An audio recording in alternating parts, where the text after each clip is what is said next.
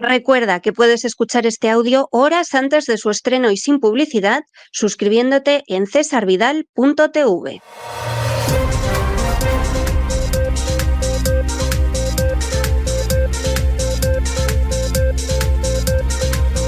Las noticias del día. Estamos de regreso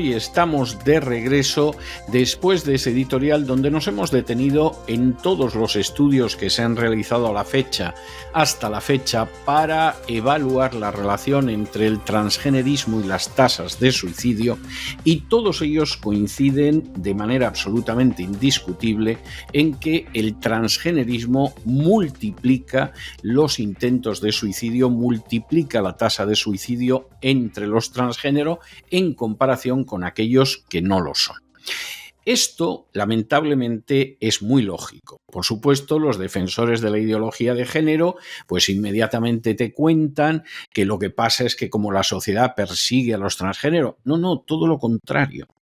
La sociedad ha terminado imponiendo una censura absolutamente inquisitorial a la hora de hablar de los transgéneros. Y además, quien paga esto, sobre todo, son los transgénero. Quien más se benefician, obviamente, son los impulsores de la ideología de género. Quien más lo paga en su carne, literalmente, son los transgénero. El transgenerismo, como ahora se da en llamar, y utilizamos el término aunque nos parece un disparate, no es nada más que la disforia de género. La disforia de género es un trastorno mental. Y es un trastorno mental evidente porque de pronto una persona que es hombre piensa que en realidad es una mujer y viceversa. Y eso es un trastorno mental. De la misma manera que es un trastorno mental el que alguien piense que es un animal o que es un personaje célebre. Y como todos los trastornos mentales, hay que tratarlos y hay que ayudar al paciente para que salga de esa situación. ¿Qué sucede con toda la ideología de género? Pues hombre, que a pesar de que todavía el DSM-5, eso sí, cada vez de manera más afeitada, reconoce que la disforia de género es un trastorno mental, sin embargo nos hemos empeñado en que es una condición social, a secas, que por supuesto es la cosa más normal del mundo y que tenemos que dedicarnos a operar a todos los transgénero, empezando por niños que en muchísimos casos experimentan de manera breve y natural episodios de disforia de género en la infancia o en la adolescencia. Entonces, cuando de pronto una niña decide que en realidad le gustaría ser niño, porque a su hermano pequeño, a su hermano mayor, lo tratan de una manera más cariñosa a sus padres, o un niño decide que le gustaría ser niña, porque hay que ver cómo tratan a su hermana Pepita, que es que, vamos, se despepitan con ella, mientras que a él no lo tratan así. Ese es un fenómeno natural y al niño se le pasará cuando madure un poquitín. Pero en lugar de seguir ese proceso natural, lo que resulta es que decimos que no, al niño hay que castrarlo ahora mismo para convertirlo en Pepita 2. Y empezar a bombearle unas hormonas que le van a tener que seguir bombeando hasta el día de su muerte. Y en el caso de la niña, pues la vaciamos totalmente y vamos a ver si le construimos algo que se parece a un pene y que efectivamente va a ir acompañado de ese bombeo de hormonas hasta que se muera. Como eso es algo antinatural, como eso es algo que impide, en el caso de los menores, un crecimiento armónico, como el hecho de bombear masivamente hormonas propias del otro sexo provoca todavía un trastorno mayor, porque efectivamente jugar con las hormonas es muy delicado y más si puede afectar al estado mental, como además se produce una automutilación, aunque a ese pobre hombre o esa pobre mujer quien lo haya castrado o vaciado haya sido un conjunto de cirujanos, pues no es en absoluto extraño que el transgénero al final, en muchas ocasiones, aproximadamente 12 veces más que los que no son transgénero, intente suicidarse y lo consiga. De manera que cuando algún padre, alguna madre le dicen eso, pero ¿tú qué quieres? ¿Que se muera tu hijo? En realidad habría que decirle, hombre, si yo quiero que se muera mi hijo, lo que voy a hacer es consentir en una operación de cambio de sexo. Porque va a tener más de 12 veces más posibilidades de suicidarse que si no lo consiente. Esa es la triste realidad. Pero claro, vivimos en un mundo absurdo en el que de pronto hemos decidido que tratar determinadas dolencias no es políticamente correcto. Incluso penamos que se puedan tratar determinadas dolencias. Porque claro, entonces el discurso de la ideología de género se nos viene abajo como un castillo de naipes.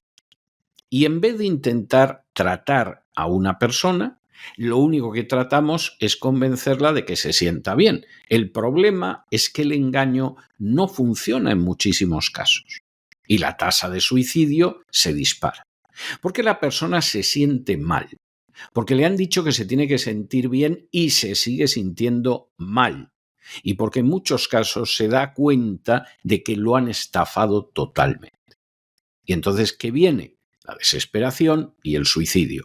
Y eso que tienes una comunidad alrededor, como si eso fuera Alcohólicos Anónimos, que te está diciendo continuamente que cuando te has dejado castrar has hecho lo mejor que podías hacer en tu vida. Esa es la tristísima realidad.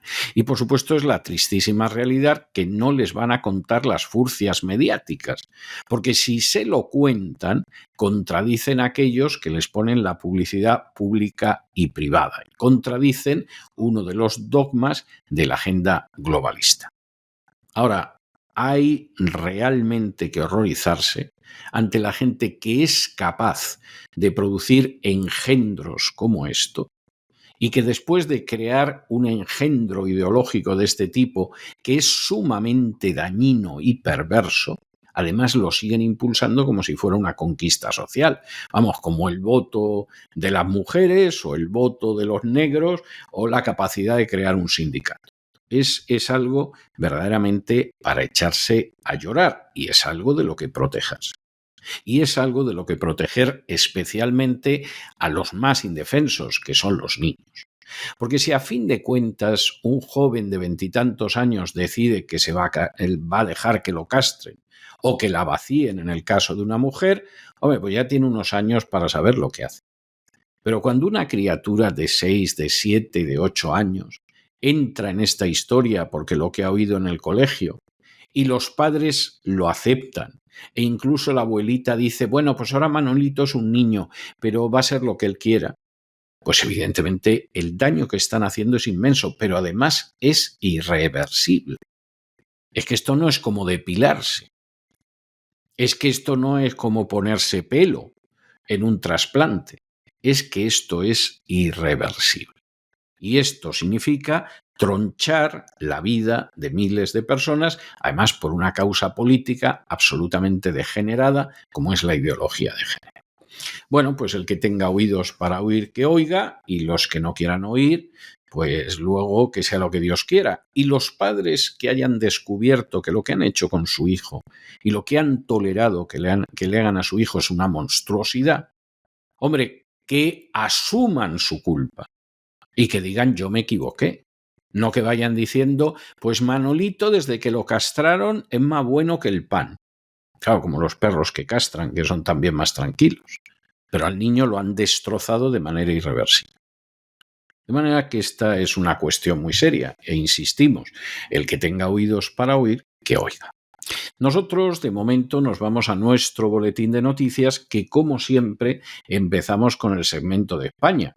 Y empezamos verdaderamente con una noticia que es tremenda. Y es que el Tribunal Supremo ya tiene nada menos que 9 querellas y denuncias contra autoridades como el presidente del gobierno, Pedro Sánchez, o Carlos Mazón, presidente de Valencia, por las presuntas negligencias en la catástrofe de Valencia, que ha costado ya más de 200 vidas oficiales, porque los muertos, desde luego, parece que pueden ser muchos más.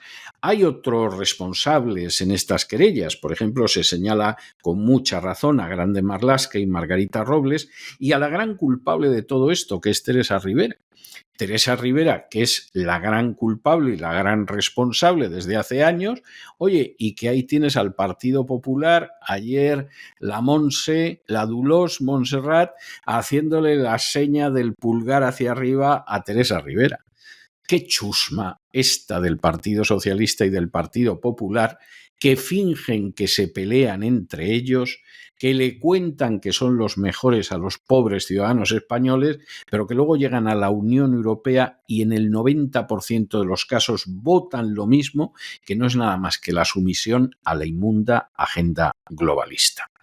Bueno, todas estas querellas pues, han sido presentadas por Manos Limpias, por Justitia Europa, por la Asociación Europea de Ciudadanos contra la Corrupción, por Vox, que es el único partido político que parece que considera que esto lo tiene que juzgar la justicia, y ahora lo que tenemos que ver es lo que hace la Sala de lo Penal del Tribunal Supremo, que nos podemos llevar muchísimas sorpresas, porque evidentemente aquí tendría que iniciarse una actuación judicial.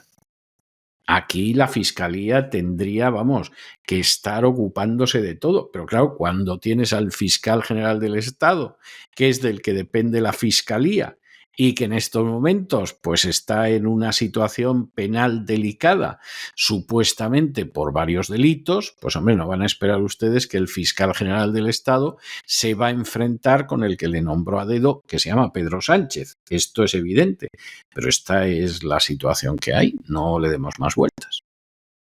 En fin, examinamos estas y otras cuestiones que les afectan con la ayuda absolutamente indispensable de María Durán. María, muy buenas noches. Hola César, hola equipo, hola oyentes.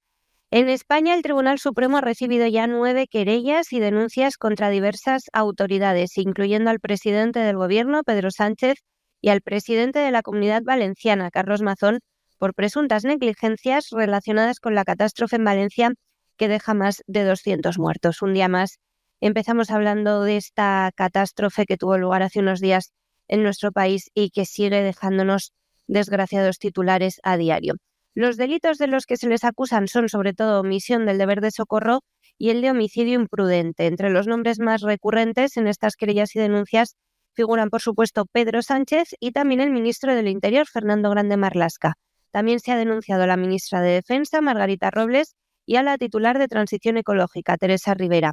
En una de las querellas se incluye también, como hemos dicho, a Mazón y a su ejecutivo valenciano, en el que previsiblemente mañana habrá cambios.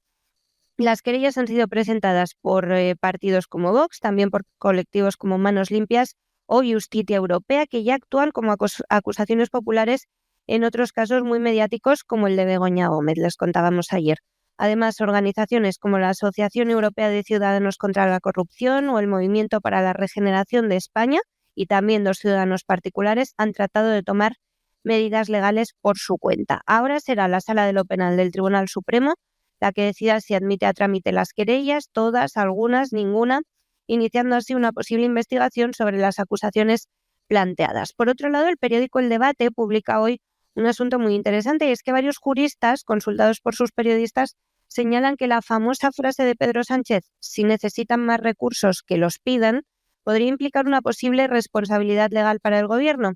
Según los expertos consultados, aunque condicionar la ayuda a una solicitud expresa de los afectados, en este caso del presidente de la Generalidad Valenciana en representación de todos ellos, de esos ciudadanos, no necesariamente tiene que constituir un delito, sí puede derivar en una responsabilidad directa del Estado por el agravamiento de las consecuencias de la tragedia. Se trataría, en definitiva, y según las mismas fuentes, de un comportamiento inadecuado que podría derivar en una responsabilidad patrimonial, es decir, en obligaciones económicas e indemnizaciones a favor de las víctimas contra quienes, siendo representantes del poder público sujeto a derecho, no actuaron de manera adecuada. Así que veremos en qué queda este asunto. Ya sabemos que en nuestro país, con el control que ejerce Pedro Sánchez sobre la justicia, pues posiblemente tengan poco recorrido, pero de momento ahí está imputada Begoña Gómez, quizá acabe imputado también algún ministro del Ejecutivo, si no todo el gobierno en pleno. Bueno, y si hemos empezado con esta cuestión, que evidentemente se las trae, lo que viene ahora ya no puede ser menos.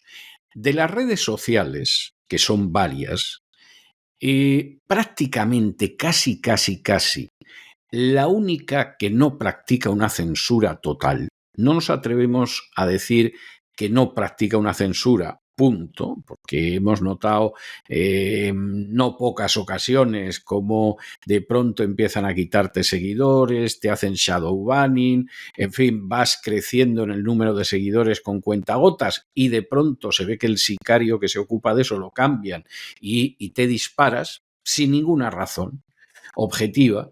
O sea, no podemos decir que X no practique ningún tipo de censura, porque la sensación que tenemos es la contraria, pero sin duda X es lo más libre que hay en ese terreno. YouTube es algo verdaderamente de escándalo. Recuerda la censura de Franco y en algunos aspectos es hasta más dura.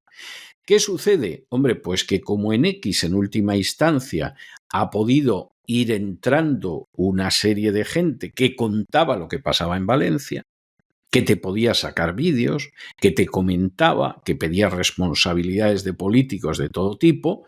Bueno, pues aquí medios y periodistas más bien agrupados en el relato oficial, alguno diría que de izquierdas, pero más que de izquierdas, en el relato oficial globalista, pues han decidido que se van de X porque supuestamente es una plataforma tóxica. En el caso de España, La Vanguardia, que desde hace muchísimas décadas pasó de ser un periódico, bueno, con su orientación, pero un periódico decente, a convertirse en una simple correa de transmisión del poder. La Vanguardia es un medio indecente, donde ha podido escribir gente interesante, pero desde hace décadas es algo absolutamente indecente, al servicio del nacionalismo catalán y, por supuesto, de la agenda globalista. Y claro, aquí La Vanguardia pues ha decidido que se iba de X y todo esto sucedía en medio de la gente que no está dispuesta a callarse porque se ha dado cuenta de que uno de los pocos sitios donde puede decir algo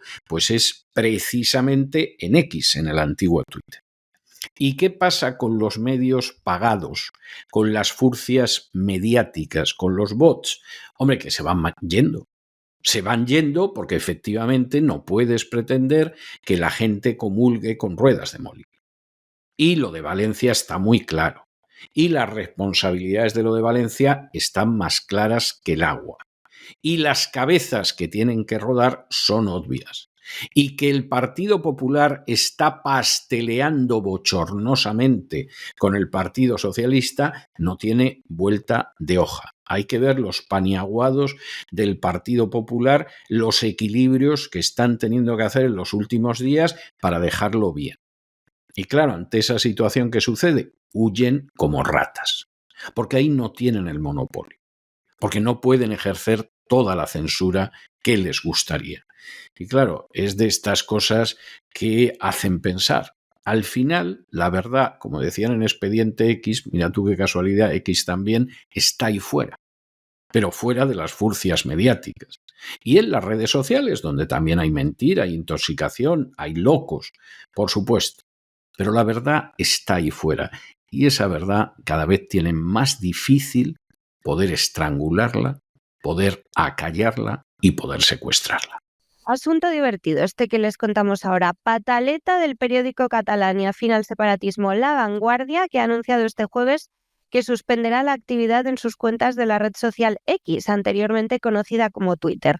El medio afirma que dejará de publicar mensajes de forma directa y mantendrá sus cuentas en suspenso, argumentando que la plataforma se ha convertido en un espacio que amplifica teorías conspirativas y desinformación, beneficiándose de la falta de una moderación, según ellos, efectiva y razonable, es decir, la que ellos consideren. En realidad, este medio está tan regado con dinero público que no le supone ningún problema dejar de publicar, ya que tiene sus ingresos asegurados sin tener que monetizar en redes sociales. Con esta decisión, La Vanguardia se alinea con otros medios internacionales como The Guardian, parece broma, pero no lo es, que el miércoles también anunció que dejará de usar sus cuentas en X. El periódico británico justificó su decisión señalando que la plataforma se ha transformado en un espacio tóxico al servicio de su propietario, de Elon Musk, quien la utiliza, dicen, para moldear el discurso político de forma parcial y perjudicial. En España, el periodista Antón Losada, afín al BNG, el Bloque Nacionalista Gallego, también ha anunciado hoy que dejará de elaborar contenidos para X y solo lo hará para Instagram y para TikTok, redes mucho más censuradoras que X, en las que, por ejemplo, no se pueden ni pronunciar o escribir determinadas palabras relacionadas con presuntos medicamentos para el COVID, digámoslo así, sin que los contenidos sean desmonetizados o directamente eliminados. La suspensión de estas cuentas refleja una tendencia creciente entre los grandes medios de comunicación a tratar de censurar otros canales de información no tradicionales y que cada vez más usuarios utilizan para informarse. Especialmente notable ha sido la campaña de los grandes medios progubernamentales tras la tragedia de Valencia, atacando a comunicadores que cuestionaban la acción de los gobiernos central y regional y contaban in situ, por ejemplo, cómo la ayuda oficial no llegaba, solo la organizada por voluntarios. También estos mismos informadores daban voz a víctimas que se quejaban precisamente de esta casta política, lo que nos ha llevado a asistir a casos de verdadera censura en directo o a tertulias en las que directamente se llamaba fascistas a las organizaciones juveniles de voluntarios por usar lemas como solo el pueblo salva al pueblo, cosa que no era más que un reflejo de la realidad. Un caso muy notorio del cansancio ciudadano con los medios y sus financiadores, que ya abordasteis ayer además en profundidad, es el del banco ING, que decidió retirar su publicidad a los programas del periodista Iker Jiménez y ha sufrido un boicot sin precedentes en España, con cierres de cuentas masivos y caídas drásticas del valor de sus acciones. Otro asunto que resulta particularmente molesto para los medios altavoces de los discursos oficiales gubernamentales son esas notas de la comunidad creadas hace unos meses por Elon Musk que permiten usar X para desmentir noticias falsas citando fuentes, lo que dejaba en evidencia en muchas ocasiones las noticias publicadas por estos grandes medios, ahora tan enfadados, cuando se limitaban a publicar discursos políticos sin ningún trabajo crítico o de consultar fuentes de por medio. Bueno, y nos vamos a Hispanoamérica en medio de una huelga nacional, de un paro nacional que empezó el día 13, es decir, ayer, que continúa hoy y que se va a extender al menos otro día más. ¿Y por qué es esta huelga? Pues miren ustedes, no por razones de carácter económico, como hemos dicho ya en otras ocasiones, son por razones de seguridad. Por razones de seguridad que además tienen precisamente como trasfondo el Foro de Cooperación Económica Asia-Pacífico, en el que van a estar tanto Joe Biden como Xi Jinping y que efectivamente indican la pésima situación que tiene en estos momentos en cuanto a la seguridad del transporte un país amigo y querido como es el Perú. En estos momentos, para que ustedes se hagan una idea, porque hay información que además no les están dando, el seguimiento que tiene a nivel nacional, a escala nacional, esa huelga del transporte es entre un 70 y un 75, pero zonas especialmente afectadas, como es el caso de Lima, como es el caso del Callao, la huelga llega a más del 90%. Moléstense en ver los vídeos, porque la gente además apunta a las bandas venezolanas. Hay lugares donde la población se ha hartado de los inmigrantes venezolanos, se está enfrentando con las bandas de ladrones venezolanos y está empezando a lincharlos. Y esta es una cuestión de enorme gravedad, no solo por el linchamiento, sino porque en última instancia las naciones tienen un trasfondo cultural que podrá ser bueno o podrá ser malo, pero es el trasfondo cultural de esa nación. Cualquier persona que viaje a países andinos, como es el caso del Perú y de Bolivia de manera muy especial, se encuentra con una población que mayoritariamente es indígena, que en términos generales es gente muy sufrida y es gente muy mansa. Y es gente que soporta cosas terribles. Porque ya llegaron un día los españoles, antes estaba el Imperio Inca y la cultura es de una enorme capacidad para soportar el sufrimiento y la injusticia y la opresión. Y si hay un imbécil que dice ahora eso de linda negra, que se moleste en leer a los cronistas españoles de Indias, porque dejan muy claro lo que pasó en el Perú. Como aquel obispo de Lima que escribió al rey de España para decirle que no sabía qué hacer para que las indias del Perú no mataran a sus niños al nacer, porque los mataban para que no fueran esclavos de los españoles. Y ante la posibilidad de que fueran esclavos, preferían matar a sus hijos. Y eso no son los masones, los ingleses o los americanos. Era el obispo español de Lima escribiendo al rey de España, en pleno siglo XVI. Y entonces son pueblos con una mayoría de la población indígena, en estos momentos, tanto en Perú como Bolivia, el resto mestiza, y además mestiza con un predominio muy claro de la sangre india, y muy poco blanco, que generalmente suele estar en la oligarquía. Y esa gente aguanta lo que no está en los escritos, pero llega un momento que explota, porque no puede más. De nuevo, si alguien se molesta en leer la historia del Perú colonial, sabrá que había revueltas indígenas cada 2 por 3. Claro, porque los habían envenenado con la leyenda negra, nos imaginamos. Y las había porque había un momento en que las poblaciones indígenas no podían más. La más conocida, la de Túpac Amaru, pero ni lejanamente la única. Y en estos momentos, el Perú es una olla a punto de explotar. Y a punto de explotar porque, aparte de todas las circunstancias difíciles que pueda tener la gente que soportar, y son muy difíciles, de pronto se encuentran con bandas de inmigrantes ilegales que se dedican a robarles y que llegan a donde está el taxi, el mototaxi, el autobús y el camión. Y además no solo roban, sino que en muchas ocasiones utilizan la violencia añadida. Y en estos momentos la población del Perú ya ha empezado a hartarse. Tiene identificados a los delincuentes y son, en su buena proporción, por no decir en la inmensa mayoría, inmigrantes venezolanos. Y ya están yendo a por ellos. No estamos en absoluto estigmatizando a los venezolanos. Hay gente muy buena que es venezolana, no es esa la cuestión. Pero sí es verdad que las bandas venezolanas tienen un peso enorme en esta inseguridad. Y de momento, la población peruana mayoritariamente está yendo a la huelga de transporte, que tiene un apoyo enorme por parte de la población.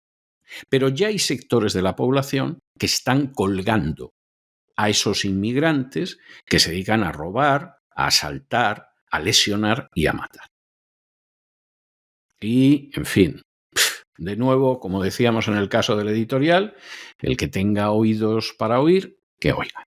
En Iberoamérica les contamos que Perú acoge esta semana el Foro de Cooperación Económica Asia-Pacífico, conocido como APEC, APEC 2024 en Lima, un evento que ha reunido a líderes internacionales como Joe Biden o Xi Jinping, junto a representantes de otras 21 economías mundiales. Sin embargo, la cita está coincidiendo con un paro nacional convocado por numerosos sectores y sindicatos, especialmente de transportistas, desde ayer miércoles 13 hasta mañana viernes 15 de noviembre. Dura 3 días.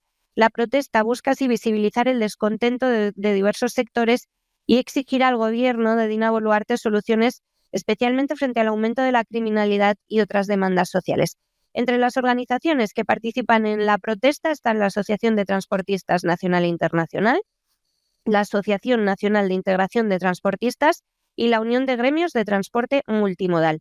A estas organizaciones también se han unido la Confederación General de Trabajadores del Perú, federaciones estudiantiles, mineras, de construcción civil, además de trabajadores de pequeñas y medianas empresas, bares, bodegas y panaderías. Es decir, Perú vive una huelga general en toda regla. El paro nacional ha afectado notablemente al transporte público y privado, con la paralización de taxis, mototaxis y autobuses entre provincias, lo que especialmente en Lima ha provocado un impacto importante en la movilidad, impidiendo a muchos ciudadanos llegar a tiempo a sus lugares de trabajo. Los organizadores afirman que esperan aprovechar la atención mediática que genera el APEC para presionar con sus demandas al gobierno. Recordemos que el Ejecutivo peruano se enfrenta al desafío de garantizar la seguridad en la organización de este evento internacional, mientras se ve obligado también a responder a la par a esta huelga de transportistas para mitigar los efectos del parón. Las principales demandas que han puesto sobre la mesa los sindicatos están relacionadas con las mejoras en la seguridad de los trabajadores, quienes están siendo víctimas de atracos y asesinatos de grupos organizados permanentemente. Nos están matando a diario, decía un portavoz de los transportistas. Según los primeros datos, la huelga tiene un seguimiento de entre el 70 y el 75% entre todos estos sindicatos que hemos mencionado, llegando al 90% en Lima y Callao, las ciudades más afectadas por la inseguridad y por estos continuos robos y asesinatos contra los transportistas. Bueno, y de Perú nos vamos a Argentina, donde la Cámara Federal de Casación Penal de Argentina ha ratificado la condena de 6 años de prisión e inhabilitación perpetua contra Cristina Fernández de Kirchner, solo por una causa, porque es por la única que han conseguido empapelarla, y es por haber desviado $1.000 millones en la causa Vialidad.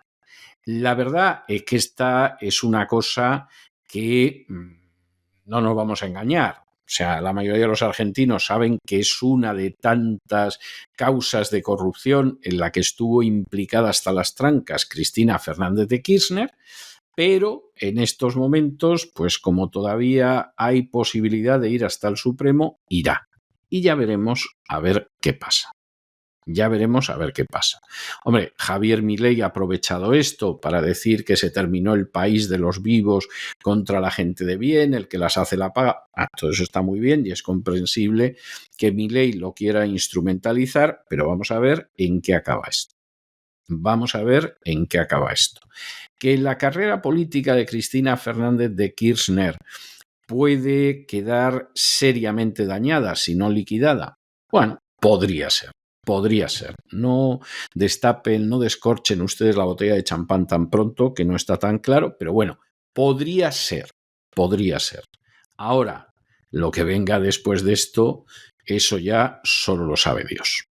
La Cámara Federal de Casación Penal de Argentina confirmó este miércoles la condena de 6 años de prisión e inhabilitación perpetua contra la expresidenta Cristina Fernández de Kirchner en el marco de la llamada causa Vialidad.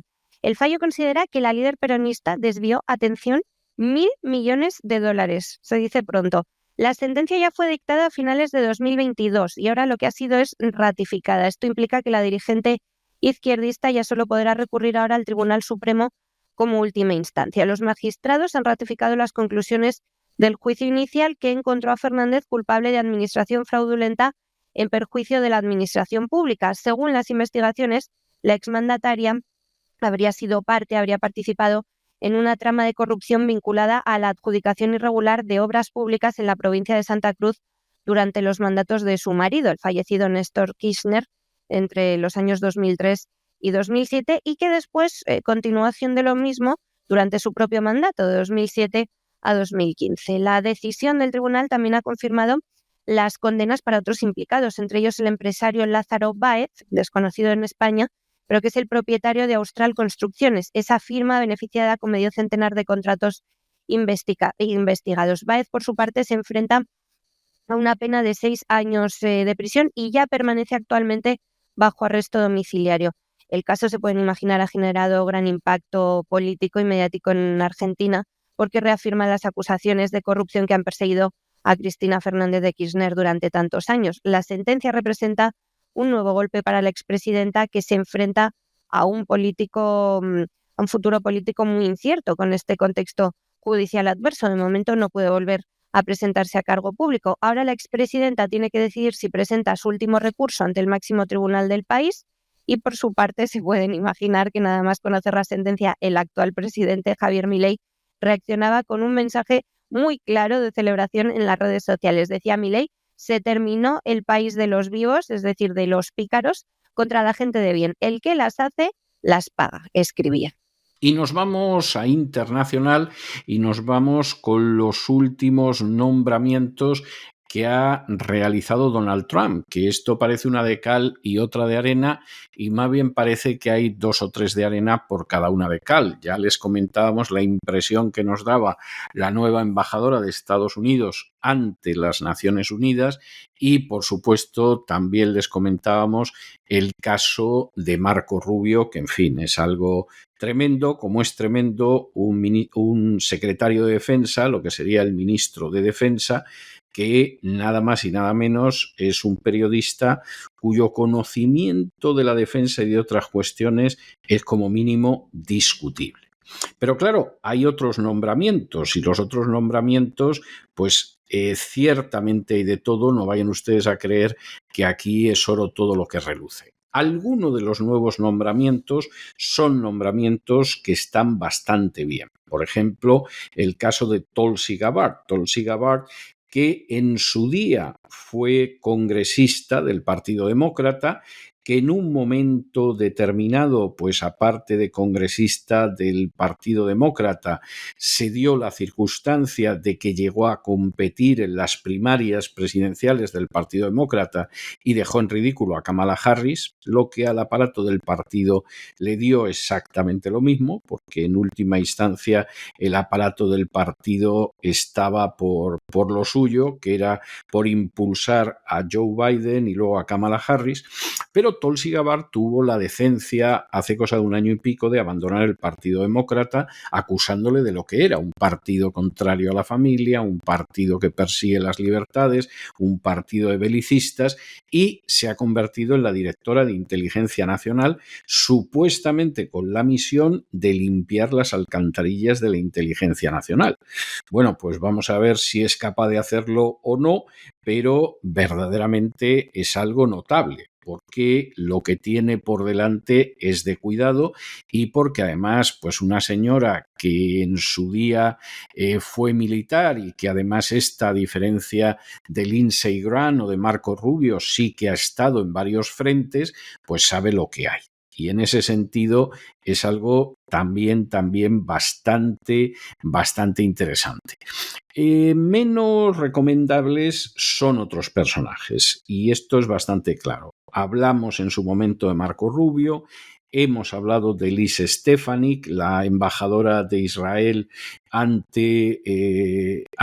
embajadora de Israel, qué lapsus freudiano, la embajadora de Estados Unidos ante Naciones Unidas, pero bueno, esta va a ser también una sirviente del Estado de Israel por cuenta de los Estados Unidos. El secretario de Defensa, Pete Hegseth, es un personaje que viene del mundo del periodismo y que realmente la competencia que tiene es más que discutible, si es que tiene alguna. El enviado especial para Oriente Medio, Steve Witkoff, es un judío, lo cual es una muestra de hasta qué punto pues Estados Unidos piensa ser imparcial y partidario de la legalidad y partidario de la justicia en las relaciones internacionales. Nombras a una de las partes para que se ocupe de ello, pero junto con esos pues hay personajes más aceptables. Por ejemplo, la secretaria del Departamento de Seguridad Nacional, que es Kristi Noem, pues es muy posible que lo haga bien. Es bastante posible que lo haga bien. Tom Homan, como el zar de la frontera, es bastante posible que lo haga bien. Y Elon Musk y Vivek Ramaswamy, que van a estar al frente del Departamento de Eficiencia Gubernamental, que tiene unas intenciones estupendas, pues hombre, es posible que si no les hacen la vida muy difícil, también lo hagan bien. Pero claro, junto con esos aspectos positivos, pues hombre, no podemos olvidar el desastre que va a ser Marco Rubio, no podemos olvidar el desastre que va a ser el secretario de Defensa, no podemos olvidar a una embajadora ante las Naciones Unidas que va a ser fundamentalmente una embajadora al servicio de Israel, no podemos olvidar que de enviado especial para el Oriente Medio nombras a un judío, suponemos que para no sacar nada en limpio, como lo hizo el anterior secretario de Exteriores, el anterior secretario de Estado, Antony Blinken, y en otros aspectos, pues vamos a ver hasta dónde llega esto. de momento, insistimos, son nombramientos donde hay una de cal y parece que dos de arena, donde algunos de los designados realmente son gente muy competente y donde otros de los designados no solo es que no son competentes, es que hay serias dudas de que vayan a defender los intereses de Estados Unidos. Y por el contrario, hay más que serios indicios de que van a estar a las órdenes directas de los lobbies sionistas. Seguimos conociendo con cuentagotas los nombramientos de Donald Trump, pero bueno, así es más divertido y tenemos tiempo de ir investigando cada perfil. Hoy le toca el turno a Tulsi Gabbard, próxima directora de Inteligencia Nacional del nuevo gabinete. Este puesto tiene rango ministerial y está encargado de supervisar a las principales agencias de inteligencia del país, es decir, la CIA, la NSA y el FBI. Tulsi Gabbard perteneció al Partido Demócrata, enfrentándose duramente con Kamala Harris, y es partidaria de la paz entre Rusia y Ucrania, así que ya se pueden imaginar los titulares hoy en la prensa española: tránsfuga, defensora de Rusia, en fin, César, ya tú sabes, en estas cosas. Gabbard es excongresista por Hawái, lo fue entre los años 2013 y 2021, y también, atención, esto es interesante, es exprecandidata presidencial demócrata, lo fue en 2020, pero siempre fue una figura independiente dentro de su expartido, por eso no contó con muchos apoyos. Trump ha elogiado su coraje y su compromiso con la defensa de los derechos constitucionales y una paz basada en una posición de fortaleza. Casa perfectamente su discurso político con el de Donald Trump. Durante su tiempo en el Congreso, Gabbard generó controversia porque decidió visitar Siria en plena guerra civil y se reunió con el presidente Bashar al-Assad, desafiando así la política oficial del Partido Demócrata y de Joe Biden. Esta decisión fue criticada en su momento por los demócratas y también por los republicanos, ojo, pero Gabbard defendió su posición como parte de su compromiso con el diálogo en tiempos de conflicto, algo que también encaja perfectamente con esa dialéctica de Trump en los últimos tiempos. También es veterana del Ejército de Estados Unidos y participó en 3 despliegues en Oriente Medio y África, una experiencia que ella misma dice que ha marcado su visión sobre política exterior y seguridad nacional. Su trayectoria militar y política la convierte en una figura atípica en el ámbito político estadounidense. De hecho, hay vídeos de ella en maniobras militares en las redes sociales que les invito a ver, porque desde luego ni la teniente O'Neill. En 2022, Gabbard abandonó el Partido Demócrata, criticando su dirección ideológica, y se acercó a posturas más conservadoras, con frecuentes apariciones en Fox News. Se convirtió en tertuliana. Ya en 2003 se unió al Partido Republicano, colaborando como asesora de Trump en su debate contra Kamala Harris. Trump también ha anunciado la nominación del congresista republicano Matt Gaetz como próximo fiscal general del país. Decía Trump que es un honor anunciar que el congresista Matt Gaetz de Florida ha sido nominado como fiscal general de Estados Unidos. Matt es un abogado excepcionalmente tenaz y talentoso, destacaba Trump en un comunicado oficial, como hace cada día cuando nos va anunciando esos nuevos nombramientos. Gaetz tiene 41 años, actualmente representa al primer distrito congresional de Florida en la Cámara de Representantes y además proviene de una destacada familia política. Es hijo del senador republicano Don Gaetz. Con esta designación, Trump apuesta por otro aliado conocido por su estilo combativo y su firme defensa de las políticas conservadoras. Y acabamos con una noticia verdaderamente triste, y es que Israel, aunque todo el mundo esté ahora distraído con otras cosas, sigue bombardeando el sur del Líbano, bueno, a veces el sur y a veces más allá del sur. Ha matado en el último bombardeo a 20 personas, incluidas 8 niños. Ya saben que siempre la proporción es que casi el 50% tengan que ser niños. Vaya usted a saber por qué, cuando se supone que seleccionan los blancos de manera inteligente. Y entre los muertos está una periodista libanesa, Sakina Kausarani, que ha muerto junto con sus 2 hijos pequeños y con otros parientes. La verdad es que el récord de periodistas muertos que está consiguiendo en el último año Netanyahu va a ser verdaderamente difícil de superar. Todo esto en un Líbano donde la invasión apenas ha durado unas semanas, pero ya se ha cobrado más de 3.000 muertos, o en una Gaza donde el número de muertos supera muy holgadamente a los 44.000. y que todo el mundo está convencido de que va a ser un número de muertos mayor una vez que se pueda desescombrar, porque claro, solo se han podido contar los que se recupera el cadáver, se puede encontrar el cadáver, etcétera, etcétera. Todo esto, además, con una administración Trump que ha ido nombrando para puestos muy importantes a gente muy, muy dúctil y muy sumisa a los lobbies sionistas, con el AIPAC jactándose de que han conseguido que en las últimas elecciones legislativas pues 210 de los elegidos sea gente a los que ellos han dado dinero, que verdaderamente es para echarse a temblar, donde se jacta de que también hay más de una decena de congresistas que no han conseguido la reelección precisamente porque el AIPAC se enfrentó con ellos, y donde en medio de esta situación absolutamente criminal, pues hombre, no da la sensación con la gente que está nombrando el presidente Trump que vayan a cambiar las cosas de manera decente y justa. No nos vamos a engañar, es que no les podemos mentir. Y noticia terrible la que les contamos hoy para despedirnos: la periodista libanesa Sakina Kaurazani y varios de sus familiares, entre ellos sus 2 hijos pequeños, murieron el miércoles en un nuevo bombardeo del ejército de Israel sobre el Líbano. Las bombas fueron lanzadas contra su vivienda en la localidad de Youn, situada cerca de Sidón, al sur del país, según ha confirmado el medio en el que trabajaba la periodista. La emisora libanesa Al-Nur informaba este jueves de la muerte de esta periodista, de Kaurazani, quien fallecía junto a sus 2 hijos, Reda y Sara, y otros familiares no especificados durante un ataque aéreo israelí que destruyó el edificio de 3 plantas donde residían en la localidad de Chuf.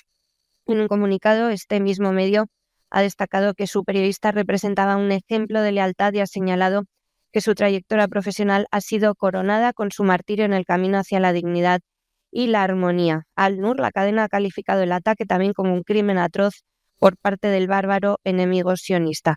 El bombardeo ha dejado al menos 20 muertos, entre ellos 8 niños, según cifras del Ministerio de Sanidad libanés, que ha hecho públicas en las redes sociales.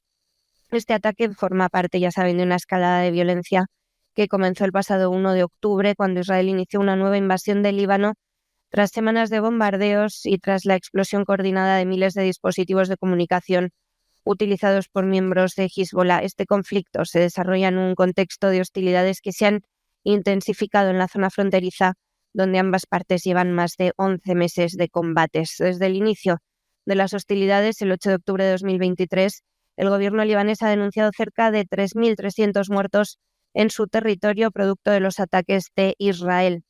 El enfrentamiento actual se enmarca en una crisis mayor que estalló tras los ataques del grupo palestino Hamas contra Israel el 7 de octubre de 2023, los cuales desencadenaron una sangrienta ofensiva contra la franja de Gaza. El balance de víctimas es catastrófico, se lo contamos cada semana, y hay más de 43.700 muertos confirmados, mientras que los ataques israelíes se prolongan en una de las ofensivas más devastadoras de las últimas décadas a nivel mundial. La comunidad internacional hoy volvió a mostrar su preocupación por esta escalada de violencia y por las crecientes cifras de víctimas civiles, pero los enfrentamientos, desde luego, no parece que estén disminuyendo. El conflicto en Líbano, concretamente impulsado por la rivalidad histórica entre Israel y Hezbollah, se suma al ya tenso panorama regional, ampliando pues ese centro de operaciones y exacerbando esa crisis humanitaria en Oriente Próximo. César, noticia, como digo, muy, muy triste, la muerte de esta madre, sus pequeños y del resto de sus familiares. Y hasta aquí hemos llegado con nuestro boletín.